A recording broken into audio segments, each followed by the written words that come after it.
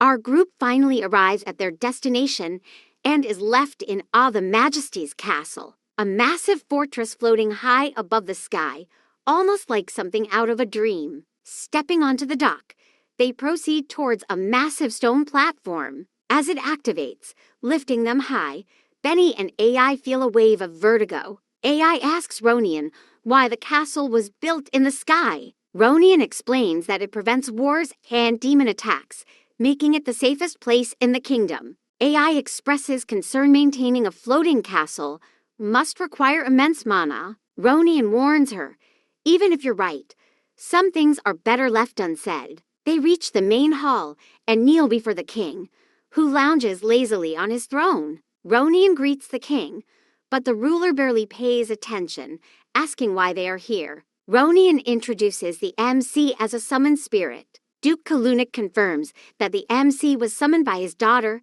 Lady Alira. The MC sighs, then mockingly declares, "You pass the test." The nobles, confused yet unwilling to appear ignorant, begin clapping. The king orders the lords to assist the group, unaware they are plotting against him. Outside the castle, the group is frustrated the king gave them no funds or escorts. Benny notes that the king is an idiot and that the nobles are conspiring against him. AI warns him that speaking carelessly could get him imprisoned for treason. Curious, AI asks the MC for his opinion. The MC compares the situation to an anime, leaving AI and Benny confused. A mysterious woman approaches, asking, "Are you Miss Maina?" Benny panics, warning AI not to answer. The MC narrows his eyes.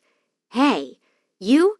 Do you really think you can fool me?" He deduces that she was one of the king's women. Shocked, the woman drops to her knees, apologizing. She hands them money and a map before hurrying away. Back at the castle, the king is furious that the MC saw through everything. However, learning of the MC's strength, he starts to see him as a valuable ally. As the group journeys on, the MC complains, "That's such a lame main quest." Arriving in a new city resembling an Italian town, they settle in at a pub. Just as they plan their next move, the MC is summoned back to his world. The pub patrons stare in shock, questioning if they're just drunk. After AI dismisses the summon, a waitress asks if they are traveling summoners. Benny boasts about their mission, making AI sigh. Meanwhile, two men plot something in the shadows. As AI and Benny walk through the city, they discuss the army of Gorhan. AI tasks Benny with buying camping supplies while she gets food. At the market, AI realizes her money pouch is missing. In the distance, the two men from the pub laugh, holding their stolen prize. That night, AI and Benny sit by a campfire. Benny scolds AI for being careless. Back in the modern world, the MC returns home with his food. "Yes, I'm back," he cheers, before a loud bang at his door startles him. Before he can react, his furious father bursts in. The MC lay sprawled on the floor, stunned by his father's sudden outburst. "Have we ever told you to lock yourself in your room like this?" His father shouted. "The least you could do is join us for meals, so your mother doesn't have to worry." His mother stood in the background, her face filled with concern. "We've been knocking on this door for hours. Is giving us a decent reply that hard?" The MC could only stare, unable to form a response. His father's voice grew more intense. "What more do you want from us?" Just then, his mother placed a gentle hand on his father's arm. "That's enough." His father exhaled sharply and stepped outside, lighting a cigarette near the shed. Inside, his mother sat beside him. "We're just worried. You haven't eaten in 2 days." She then noticed a loaf of bread on his desk. "Wait, ... when did I buy that?" The MC wondered. "At least eat something." She sighed. The MC hesitated before muttering, "I'm doing something important ... His mother nodded. "All right. Just ... don't shut us out completely. Okay?" The room fell silent as she left. The night carried a heavy tension. Back in the fantasy world, AI sat by the campfire, staring blankly at the flames. Benny smirked. Still upset about the money? Maybe you should have been more careful. AI shot him a glare. Have you caught any fish yet? Annoyed, she grabbed the fishing rod and cast it. Almost instantly, she reeled in a fish. Benny stood speechless. AI sighed. Great ... Now I'm not just a farmer, I'm a fisherman ... A loud rumble shook the ground. A massive rhino-like monster charged toward them. Benny noticed it was running from something. The beast trampled their meal underfoot. A beautiful woman arrived with a squad of warriors. What are you two doing here? We're on our way to Jiraiya, AI replied. Avoid this area, the woman warned. Demons come here to drink. A soldier rushed up. Captain Aka, the beast is coming this way. Captain Aka's expression turned serious. Get in position. The beast charged. Aka loosed an arrow, striking its eye. It roared in agony. With a leap, Aka unsheathed her sword, slicing the beast down in one strike. AI and Benny stood in awe. Was that magic? Aka grimaced, holding her head as if suffering from recoil. As night fell, they talked by the fire. We're a free company, Aka explained. Benny frowned. Shouldn't the kingdom's soldiers be doing that? Aka's bodyguard started to answer, but stopped at her sharp glare. AI stood up. That looked like alchemy. Is that a shellkin on your blade? Aka snapped her head toward AI. How do you know about alchemy? They discussed it until AI made a decision. She addressed the group. Would any of you be willing to join our mission? An awkward silence followed. The adults exchanged skeptical glances. AI pulled out a letter. In the name of the Gorhan Kingdom, the king commands your aid. Gasps filled the air. A real royal command. Meanwhile, back in the modern world, the MC sat in his room, staring blankly at his surroundings, his dissatisfaction with reality growing stronger. Despite Ai's explanation, Aka and her bodyguard remained unconvinced. They turned to Benny, hoping for a better answer, but he was trembling and only muttered nonsense. Aka sighed. If the king gave you an order, then you're definitely not normal. But tell me, do you think we commoners are beneath you? She crossed her arms. The problem is, everyone in this kingdom, including the stray dogs, knows the king is a complete fool. There's no way someone like him would care about the North. AI opened her mouth to argue, but hesitated. She couldn't deny what Aka was saying. Aka suddenly unsheathed her sword, placing it against Ai's neck. Ai's breath caught. Asterisk, they think we're assassins. Asterisk. Before AI could speak, Aka's expression darkened. I've been to the North before, she said quietly. I woke up to find all of my comrades slaughtered, and I lost my left eye. Silence fell over the camp. Meanwhile, somewhere in a tavern, a bard sang a mysterious song, while a shadowy figure listened from the darkness. Back at the camp, Aka burned the letter from the king, watching as the ashes scattered in the wind. Just then, a scout ran toward them, his face pale. Bad news. A demon unlike anything we've seen before is approaching the campsite. Aka immediately regained her composure. Calm down and prepare for battle. The scout swallowed hard. Something's different about this one. Before Aka could respond, a dark shadow loomed over them. A monstrous figure stepped into the firelight. AI took a deep breath and spoke firmly. Let me go. You can't beat that demon. Everyone turned to her in shock. She took a step forward, determination in her eyes. As the one who defeated Griya of the Wandering Blade, I'm the only one who can. Asterisk, asterisk, meanwhile, in the modern world, asterisk, asterisk. Back in his room, the MC clutched a figurine in his hands, staring at it intensely. And then, he licked it. The narrator gasped. Asterisk, oh my gosh. Even the figurine looks terrified right now. Asterisk. Just then, the air around him began to glow. Captain Aka narrowed her eyes. Are you saying you defeated Griya of the Wandering Blade? Yes, AI replied confidently. Benny nodded eagerly. She might not look like it, but this woman right here is. Before he could finish, Aka grabbed AI by the head and slammed her against a wooden pole. AI let out a pained scream as Aka scowled. "Do I look like a fool to you?" Aka snapped. "Did you think I'd just let you go if you said that? Did you think the demon's appearance would be your ticket out?" AI coughed, struggling against her restraints. "That's not what I meant, dot. Aka's bodyguard sighed. "Captain, we have bigger issues right now. The demon is still out there." Benny's excitement turned into dread as one of Aka's men coldly suggested, "Let's just cut their throats and be done with it." Aka smirked. "No, I'll make a bet with you.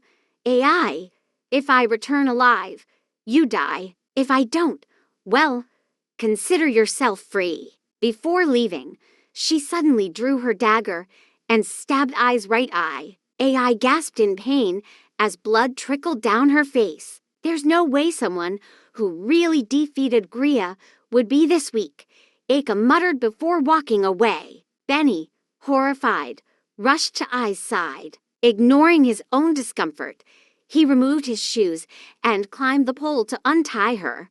As he worked to free her, he muttered, "Miss Mina, let's just give up." Benny looked at Ai's wounded face, his voice filled with doubt. "This is impossible. We should abandon the mission and return to the king." Despite her pain, Ai's expression hardened. "Do you remember what you told me before?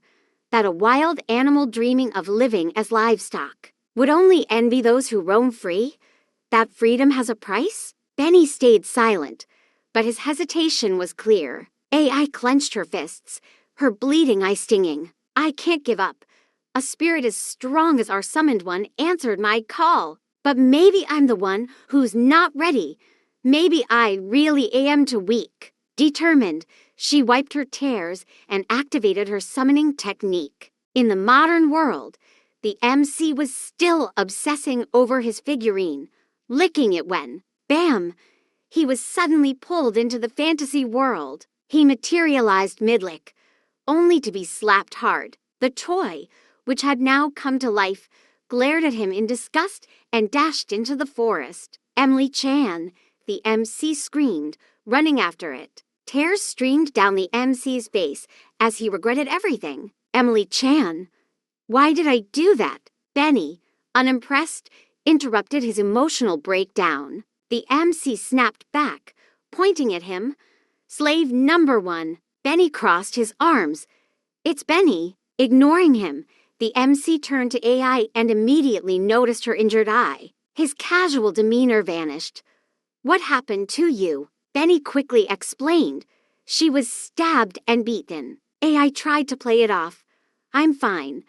But first, we need to deal with the demon." "You're not fine," the MC interrupted, his usual playfulness gone. "You should have called me if you were in danger." AI bit her lip. "I'm sorry. I didn't want to keep interfering with your life." The MC's expression softened. "Nothing is more important to me than you right now. Never say that again." Tears welled in Ai's eyes at his words. The MC thought for a moment, then reached down and peeled a Band-Aid off his own foot. AI paled. "Wait. What are you doing?" The Band-Aid was covered in stray hairs. Ai's instincts screamed danger. Benny held her down as the MC slowly approached. No, get that thing away from me." But it was too late. He slapped the Band-Aid onto her right eye. A bright light flashed, healing her 100%. Meanwhile, at the battlefield, the surrounding plains and villages were engulfed in flames. In the distance, an enormous shadow loomed. Villagers scrambled to their defense positions, but the demon simply stomped its foot, creating a massive dust cloud that blinded everyone. Aka's squad was rendered useless. Her bodyguard, coughing through the dust, asked, "Captain, what do we do now?" One of the soldiers adjusted his glasses. "Our long-range weapons seem ineffective. What can a simple knife do?" Aka ignored their doubts. "Bring me a horse. Alert the nearby villages. They need to know what's coming." Her bodyguard hesitated. "Captain, don't worry," Aka said firmly. "I survived the north." She removed her cape, revealing her well-toned body, scars decorating her skin like battle medals. The battle was about to begin. Captain Ika's bodyguard called out her name, but she insisted that her squad move forward. Ika faced the master, her hand trembling, but her bodyguard obeyed her command. Taking a deep breath, Captain Ika charged her dagger, raised it high, and screamed. She slashed at the master's foot, but he noticed and charged at her instead. In Ika's eyes, the silhouette of the monstrous figure loomed over her. Just as the master was about to strike, the MC suddenly shouted, searching for the demon. Ika was shocked. The MC noticed her eye patch and exclaimed, "That's super cool." Before she could react, the monster's attack came straight at them both. A blinding light, followed by a thunderous rumble, carved a massive crater into the ground. As the dust settled, Ika stood in disbelief. "Why am I still?" She then saw the MC flying through the air before crashing down with a loud boom. Benny and AI rushed to his side as Captain Ika noticed AI's left eye had healed. AI dismissed her concerns, focusing instead on the demon. AI called out to the MC, who could be heard shouting complaints about the pain. Ika was confused. How is he even standing after taking that attack? The MC, annoyed by being ignored, shouted, "Are you guys deaf?" Ika then asked, "Did he really kill Gria?" AI replied, "Yes, he's the one who will save this world." Before AI could finish, the MC, irritated, stretched her mouth. Benny suddenly shouted, "Miss Mina, Lord Yataova, something's off with the monster." The monster swung its massive sword at the MC. The MC pulled out a laser pen, but the sword was already inches from his face. Reacting quickly, he blocked the strike with his right hand before activating the laser pen. The laser attack shot across the battlefield, even reaching the moon, shattering it. Benny noticed the destruction, but the others remained focused on the fight. The MC checked his hand, realizing he had taken damage. The monster had managed to dodge the laser blast. Determined, the MC pulled out his father's lighter, but hesitated. The monster attacked again, leaving him no choice but to parry with the lighter. As their weapons clashed, the MC followed up with another attack. However, the monster countered, launching the MC across the terrain. The monster pursued him relentlessly, launching another devastating attack. Benny screamed, "Run! We'll die if we stay here!" Captain Ika and AI stood frozen, watching the scene unfold. AI dashed forward to check on the MC. The MC coughed, trying to process what was happening. AI called out, "Are you okay?" The MC responded, "Yeah, but I've used up all the items I brought from my world." The monster prepared another attack, summoning a lance crackling with lightning. A single swing of that lance, and this whole area will be engulfed in flames, Ika warned. Still uncertain, the MC urged AI to run away, fearing he could no longer control his power. AI refused. "You're an amazing person. I'll prove it to you." She ran to Miss Ika, asking to borrow her dagger. Ika hesitated. "What are you talking about?" "I still don't trust you." Despite Ika's distrust, AI convinced her. Gritting her teeth, Ika tossed the dagger. AI handed it to the MC, explaining how magic works in this world. The monster activated its spear's power, but AI's unwavering support reignited hope in the MC. The monster launched its attack, fire blazing from its spear. With newfound determination, the MC grabbed the dagger and struck back. As his dagger made contact with the head of the spear, the attack reversed, surging toward the monster. The blast overwhelmed the creature, and with that final strike, the MC destroyed the master once again. As the dust settled, everyone rejoiced in their victory. The MC stood still, his determination growing stronger than ever. After the battle, the MC awoke in a bed, stretching and groaning. "How do people in this fantasy world even sleep in beds like these?" he muttered before stepping outside. Surveying the ruins left by the battle, he pondered, Not every fantasy world is fun and exciting. He sighed, thinking, a world with no internet? Now that's terrifying. Miss Aka approached AI, apologizing for what had happened the night before. I have trust issues because of the king, she admitted. AI nodded. I realized a lot of things last night too. That's why I want to see for myself what's going on here and in the north. Once I understand, I'll do what I believe is right. Aka fell silent before handing AI a bag of money. For your travels. Also, ... I'm sorry about the letter I burned. AI thanked her. Aka then added, the only news we've ever received about the king came from bards. My bodyguard believes we might get more information from them. Finally, Miss Aka turned to the MC, handing him something. I think this will suit you better. Take care of the girl. Benny and AI clearly disagreed, while the MC, oblivious, grinned. Do I look cool? He asked. With that, they waved their goodbyes, setting off on their next adventure. While they were walking, the MC just learned that Miss Aka was the one who stabbed AISI. However, AI explained what happened and added that she was thankful because it made her think about many things. The MC, looking at her, realized something as well. At the Duke's place, Eilina and her father discussed an important matter. Then, we see the Duke talking with one of the nobles about the rumors surrounding the defeat of Greer, the Wandering Blade. The noble mentioned hearing from the bards about the defeat of Kaltovia of the Dusk. With this information, they both agreed that they needed to act.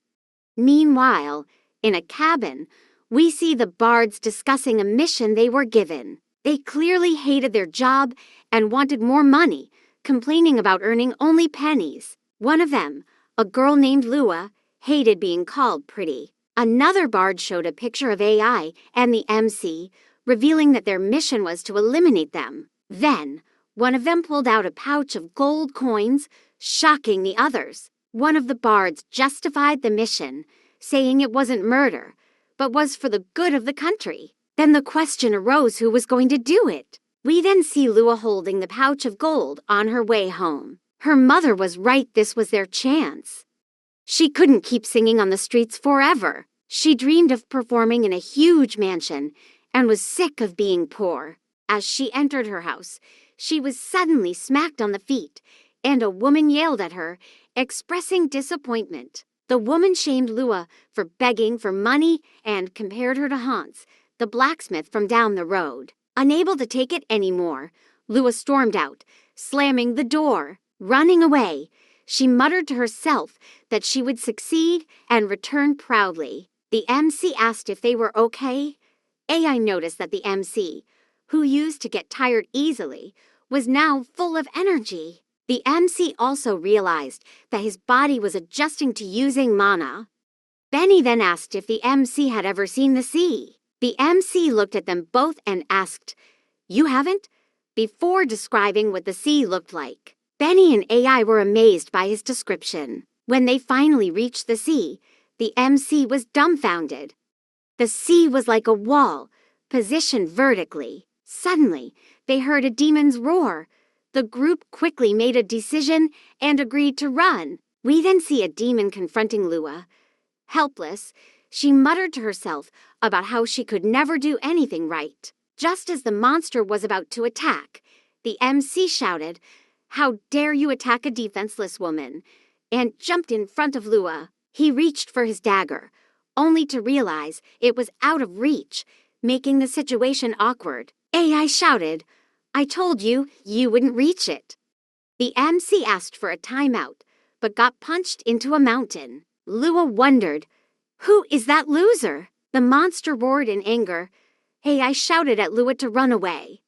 Lua ran towards them as the MC began chanting his attack. AI covered her ears while Benny blushed, looking at Lua. With a powerful rumble, the MC finished his chant and attacked the monster. A moment of silence followed. Then the mountain was sliced apart along with the monster, shocking Lua. She then recognized the group from a wanted leaflet, The Dangerous People. Clearly, Lua had been deceived. The MC asked if she was injured, and she nervously replied, "I'm fine. Thanks to you." The group fell silent. Confused, Lua asked if something was wrong. The MC then asked, "Why is your voice so deep?" Lua replied, "It's not that deep for a guy." Shocked, the group realized Lua was actually a man. Lua introduced himself and offered them a place to stay at the Bard's Hall. AI turned her back to the MC and said, "We have a place to stay now." The MC, still annoyed, sighed and asked, "Why is your hair so damn long?" Lua apologized, explaining that his troupe told him to grow it out. The situation grew awkward. Lua apologized again for the misunderstanding. The MC replied, "It's okay," but then made a cryptic statement, confusing the group. He dismissed their confusion, saying, "Let's go." Lua clenched his fists, muttering, "They're dangerous." As the sun set over the vertical sea, the group reached their destination. The MC sarcastically asked, "Is this your Bard's Hall?" "It's so open." Lua explained that a demon had attacked, leaving only ruins. Nervously, he added, "We also have a basement that we use as a dining hall. It should be usable once it's cleaned up a little." AI offered to help clean, but the two boys clearly didn't want to. Benny reminded AI that they needed to find a boat, but given the village's state, they might have to travel by land. For now, the group left Lua behind to find a boat. Once they were far away, we saw Lua holding a sleeping drug given to him by his fellow bards. The village was in the process of rebuilding. People were fixing their homes while the MC rambled about nonsense. Eventually, they reached a boat graveyard where all the boats were destroyed. Benny noticed a man in the distance fixing a boat, so they approached him. AI asked if it was his boat, but the man ignored her, making the MC laugh. Then, a voice from a nearby house called out, "Who goes there?" and added, "The old man can't talk. You know."